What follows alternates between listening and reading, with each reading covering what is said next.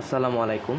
তো বরাবরের মতো আমি এবারও আব্দুল কাদের মোল্লা সিটি কলেজের ভর্তি সংক্রান্ত জিনিসপাতি নিয়ে তোমাদের সাহায্য করতে চলে এসেছি।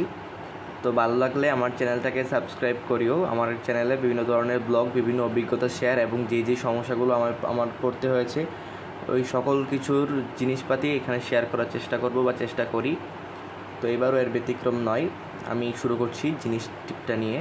সেটা হচ্ছে, অনেকে আমাকে প্রশ্ন করো যে ভাইয়া আমি জিপিএর কারণে কলেজে ভর্তি হতে পারিনি, আমার কি করা উচিত? আমার জিপিএ ছিল 4.48 বা 4.64 বা এরকম সামথিং। এখন কি আমার ভর্তি হওয়ার সুযোগ আছে আব্দুল কাদের মোল্লা সিটি কলেজে? আমার উত্তর হচ্ছে হ্যাঁ ভাই, আছে, সুযোগটা আছে। আমাদের সময়ও ছিল, তোমাদের সময়ও আছে। এর জন্য মূলত তোমাদের কাজটা হচ্ছে, তোমরা কলেজের অফিসে তোমাদের যোগাযোগ রাখতে হবে। একটা নির্দিষ্ট টাইম আছে বা একটা সেমিস্টার পরে অনেকেই কলেজ ছেড়ে চলে যায়, ওদের নিজের এলাকায় চলে যায় বা বিভিন্ন রকমের সমস্যার কারণে ওরা কলেজ ছেড়ে চলে যায়।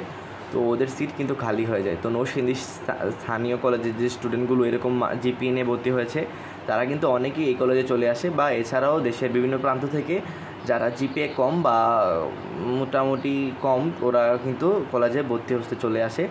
তো আমার অভিজ্ঞতা থেকে বলো, আমি 2024 সালে এই কলেজে পড়াশোনা করেছি। এইচএসসি 24 সালে এই কলেজে এইচএসসি 24-এ মানে স্টুডেন্ট ছিলাম। তো আমার 3জন বন্ধু ঢাকা থেকে এসেছিলো, 2জন হচ্ছে ধানমন্ডি আইডিয়াল থেকে আর একজন হচ্ছে হাবিবুল্লাহ বাহার থেকে। ওরা টিসি ট্রান্সফার দিয়ে এই কলেজে এসে ভর্তি হয়। ওদের জিপিএ ছিল 4.480 এরকমই। ওদের ভর্তি হওয়ার জন্য একটা অ্যাডমিশন টেস্ট দিতে হয়েছিল। সেটা হচ্ছে আমাদের এইচএসসির ফার্স্ট পেপারের যে প্রথম অধ্যায়গুলো, ব্যাক্টর, তারপর হচ্ছে ম্যাট্রিক্স, তারপর গুণগত রসায়ন, এই 3টা থেকে এমসিকিউ পরীক্ষা দিতে হয়েছিল। তো সেইগুলোর উপর ভিত্তি করে ওদের কিন্তু এই কলেজে ভর্তি হওয়ার সুযোগ দেওয়া হয়েছিল। তো তোমাদেরও বলছি, যারা এরকম জিপিএ নিয়ে বসে আছো কিন্তু এই কলেজে ভর্তি হওয়ার ইচ্ছে আছে, তো তোমরা অবশ্যই কলেজের অফিসের সাথে যোগাযোগ রেখো এবং একটা নির্দিষ্ট সময় দেওয়া হবে। সময়ে তোমরা অবশ্যই প্রিপারেশন নিয়ে পরীক্ষা দিয়ে, কিন্তু খুব সহজেই পরীক্ষাটা হয়, পরীক্ষা দিয়ে তোমরা এই কলেজে ভর্তি হয়ে যেতে পারো। তো ওইটা হচ্ছে টিসি ট্রান্সফার। মনে রেখো, টিসি ট্রান্সফারের সাহায্যে কিন্তু কলেজে ভর্তি হওয়ার সুযোগ আছে। এটার জন্য তোমাদের অবশ্যই অফিসে যোগাযোগ করতে হবে। এছাড়া ফার্স্ট সেমিস্টারে এরকম একটা সুযোগ দেওয়া হয়, যখন ফার্স্ট সেমিস্টার চলে বা ফার্স্ট সেমিস্টার শেষ হয়, তখন কিন্তু এরকম একটা সুযোগ দেওয়া হয়। বা ফার্স্ট সেমিস্টারের আগে সবচেয়ে ভালো হবে, বিগত 1 মাস বা 15-30 দিনের মধ্যেই তোমরা যদি যোগাযোগ করো যে ভর্তি হওয়ার সুযোগটা কবে দেওয়া হয়।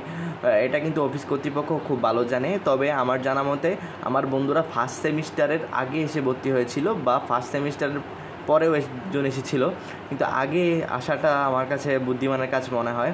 তো আগে এসে ভর্তি হয়েছিল। তো এখন আমার মনে হয় যে এখন যে সেমিস্টারটা ওইটা হবে ডিসেম্বর মাসে, এইচএসসি 27-এর যে সেমিস্টার পরীক্ষাটা হবে আমাদের কলেজে, অর্থাৎ আব্দুল কাদের মোল্লা সিটি কলেজে, ওইটা কিন্তু হবে ডিসেম্বরের দিকে।